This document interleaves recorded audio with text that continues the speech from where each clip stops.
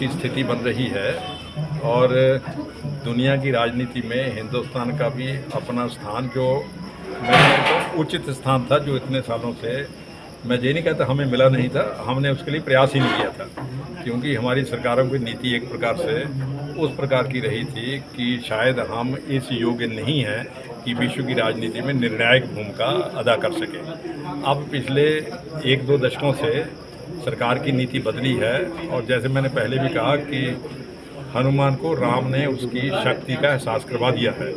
लोगों को एहसास था, हिंदुस्तान के लोगों को इस बात का एहसास था ही कि हमारे में कितनी शक्ति है, लेकिन जिनके हाथ में नीति निर्धारण का काम था वो शायद इस एहसास से छूते थे। अब सरकार और जनता के बीच में जो कम्युनिकेशन स्थापित हुआ है, तो नीचे का जो एहसास ऊपर जाता है, ऊपर का एहसास नीचे आता है। उसके कारण भारत विश्व की राजनीति में अपना गौरवपूर्ण स्थान प्राप्त करने के लिए एक प्रकार से तत्पर ही नहीं हो गया, दुनिया ने इसको स्वीकार भी कर लिया है। चीन को लेकर जो गलवान डोकलाम में जो हमारा रिएक्शन था, रिस्पांस था, उससे चीन को भी समझ आ गया है कि भारत की नीति बदली है। और ख़ास करके विश्व राजनीति में अमेरिका और रूस का जो 2 ग्रुप बने हुए थे, वो ग्रुप टूटने के बाद चीन वो स्थान लेने की कोशिश कर रहा था, लेकिन अब भारत भी उसमें दावेदार बन गया है और विश्व के अनेक देशों ने इसको स्वीकार भी किया है। अमेरिका ने, रशिया ने इस बात को स्वीकार किया। बस एक बात मैं भाई कहना चाहूँगा कि हिंदुस्तान जो ताकत प्राप्त करना चाहता है वो विश्व जन कल्याण के लिए करना चाहता है। अनेक दूसरे देश जो ताकत ग्रहण करते हैं वो दूसरे कमज़ोर देशों का शोषण करने के लिए करते हैं।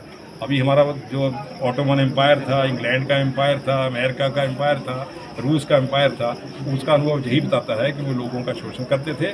भारत विश्व कल्याण के लिए ताकतवर बनना चाहता है और मुझे लगता है भारत ठीक रास्ते पर चल पड़ा है और जल्द ही भारत अपना स्थान कराएगा। डॉक्टर साहब, क्या आपको लगता नहीं कि हमारे जी ये जो भारत की शिक्षा नीति है, जो शिक्षा व्यवस्था ही कह लीजिए सारी, ये सारी 1857 के बाद ब्रिटेन गवर्नमेंट ने तय की थी।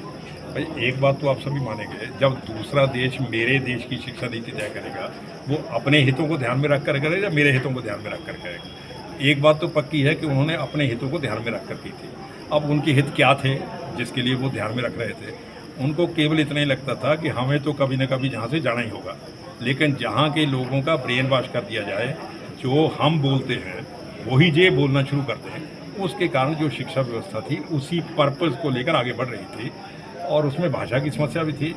भाई अब हम सब गांव के रहने वाले लोग हैं, हम दूसरी भाषा कितनी सीख सकते हैं? सीखेंगे तो कुछ लोग सीख लेंगे, 80% गाँव के लोग पिछड़ जाएंगे।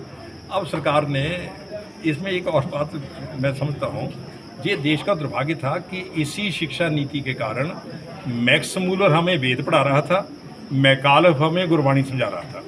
तो यदि भाई मैक्स मूलर से हमने वेद पढ़ने हैं, मैकालफ से गुरबाणी समझनी है, तो जो रिजल्ट होंगे वो आ ही रहे हैं। अब भारत सरकार ने राष्ट्रीय शिक्षा नीति लागू की है, उसमें एक नई दिशाएं निश्चित की है। अब धीरे धीरे उसका प्रभाव देखने में मिलेगा और उसका अपने रिजल्ट आना शुरू होगा।